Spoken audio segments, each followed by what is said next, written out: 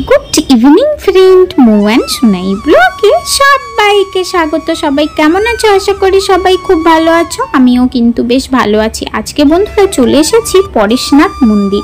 পরেশনাথ মন্দিরে ভ্রমণের সমস্ত তথ্য, এই সুন্দর মন্দিরটি কোথায় অবস্থিত, কিভাবে যাবেন, সেই সঙ্গে ঘুরে নেব পুরো মন্দিরটি। অবশ্যই সঙ্গে থাকুন।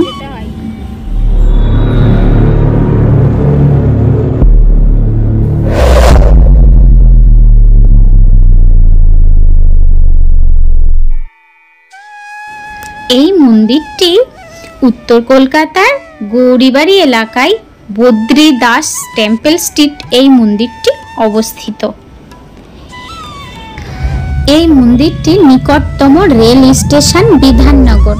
হাতিবাগান শোভাবাজার অটোতে চেপে 5 মিনিটে পৌঁছে দেবে এই মন্দিরটি দর্শনের জন্য। বলবেন গৌরীবাড়ি পরেশনাথের মন্দিরে যাব, তো যেখানে নামিয়ে দেবে একদম 5 মিনিট পায়ে হাঁটা 5 মিনিট। আমি দেখো পায়ে হেঁটেই চলে এসেছি। আর যারা মনে করবেন বাইক নিয়ে আসবেন, তো বাইক কিন্তু এরকম পাশেই সবাই রেখে যাচ্ছে দেখুন। আর 4 চাকা নিয়ে আসলেও কিন্তু এই রাস্তার দুপাশেই পার্কিং করছে দেখলাম, তো কোনো অসুবিধা হবে না আশা করি। এছাড়াও যারা মনে করবেন মেট্রোতে আসবেন, শোভাবাজার মেট্রোতে বা শ্যামবাজারে নেমে সহজেই খান্না থেকে সহজেই কিন্তু এই মন্দিরে আসতে পারেন। আর এই পরেশনাথ মন্দির চত্বরে আছে মোট 4টি মন্দির।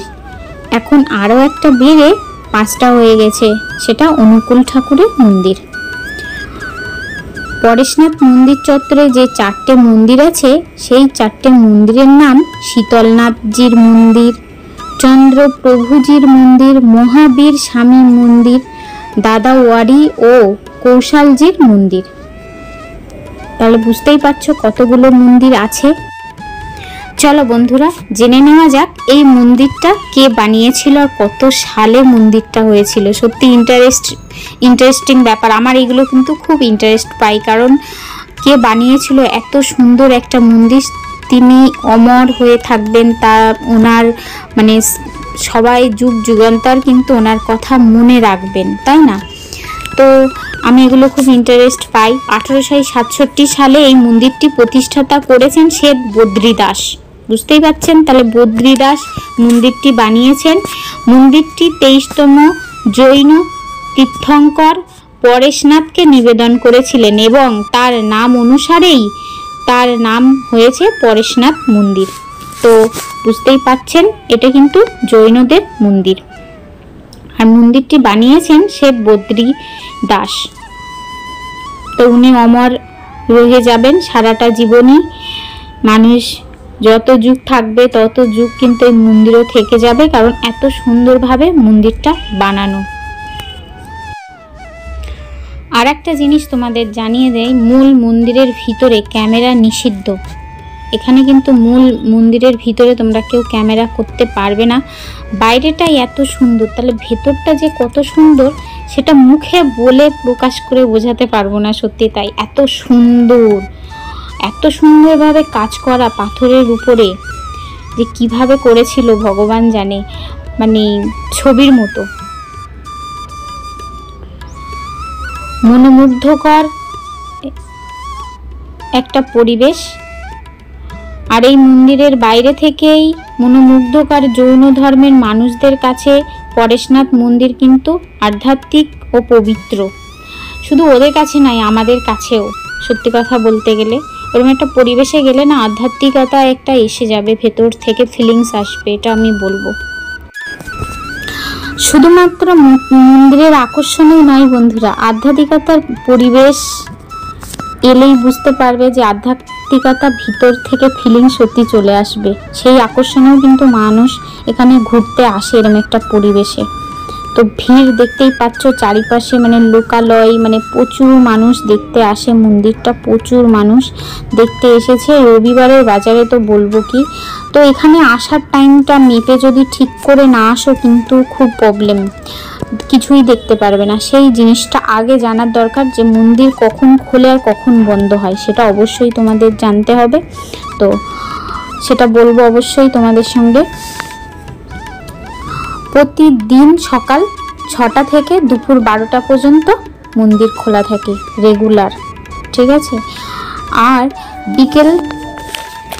বিকেলে থাকে 3টে থেকে আর 7টা অবধি। আর এই যে মন্দিরটাই তোমাদের দেখাতে যাচ্ছি, এটা কিন্তু এই মন্দিরটার ভেতরে তোমাকে দেখতে গেলে এখানে আসতে হবে বিকেল 3টে থেকে 6:30টার ভিতরে। এখানে কিন্তু না আসলে এই মন্দিরটা দেখতে পাবে না। তো আমি একটু ভিতর থেকে তোমাদের বাইরে থেকে একটু এইভাবে আমি জুম করে দেখিয়ে দিলাম। এই মন্দিরটাও খুব সুন্দর মন্দির।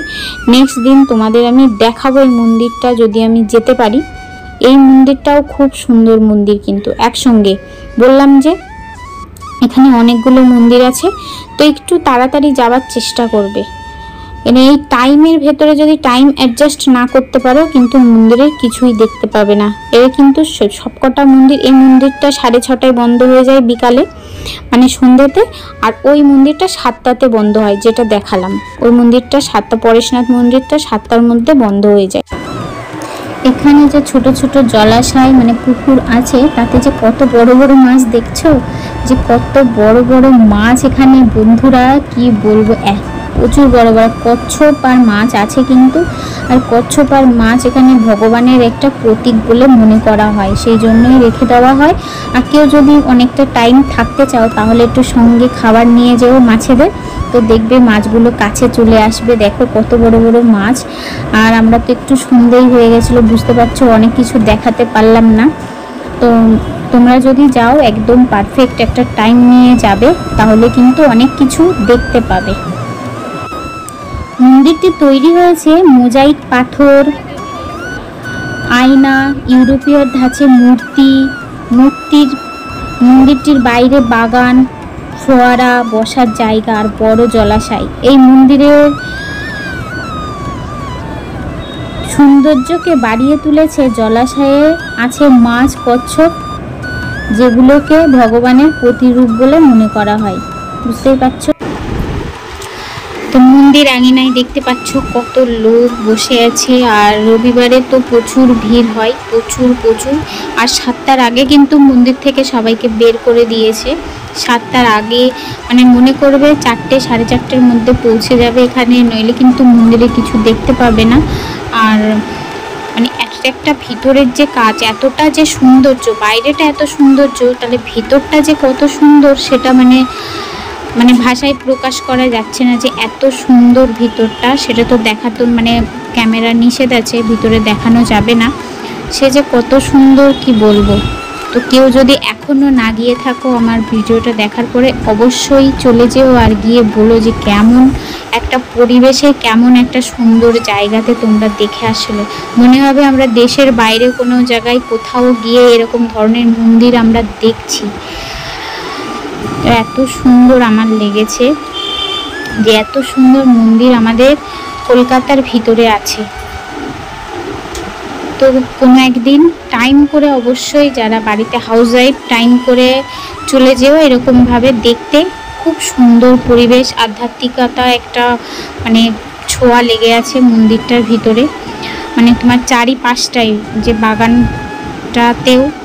আর দেখো বাইরেটা। আর এটা হচ্ছে অনুকূল ঠাকুরের মন্দির, পাশে ওই যে সামনে ওই যে মন্দির, আর এটা উল্টো দিকেই কিন্তু এই অনুকূল ঠাকুরের মন্দিরটাও তোমরা দেখতে পাবে।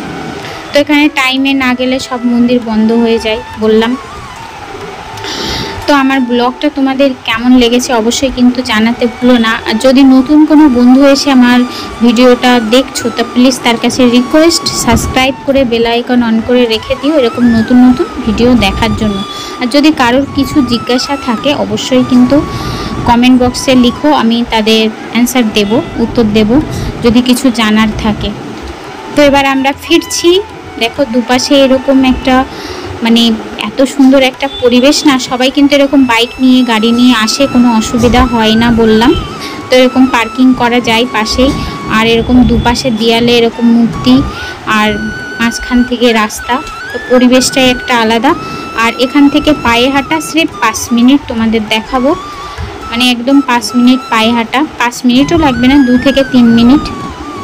একদম খান্না মার্কেট, তো সেই খান্না মার্কেটে, এটা আবার রবিবারের মার্কেটে গেলে তোমরা দেখতে পাবে যে খান্নাতে যে জিনিসপত্র বিক্রি হচ্ছে হোলসেল, সেদিন যদি তোমরা যেতে চাও তাহলে অনেক কিছু দেখতে পাবে, মানে যদি কিছু কেনাকাটি করতে চাও।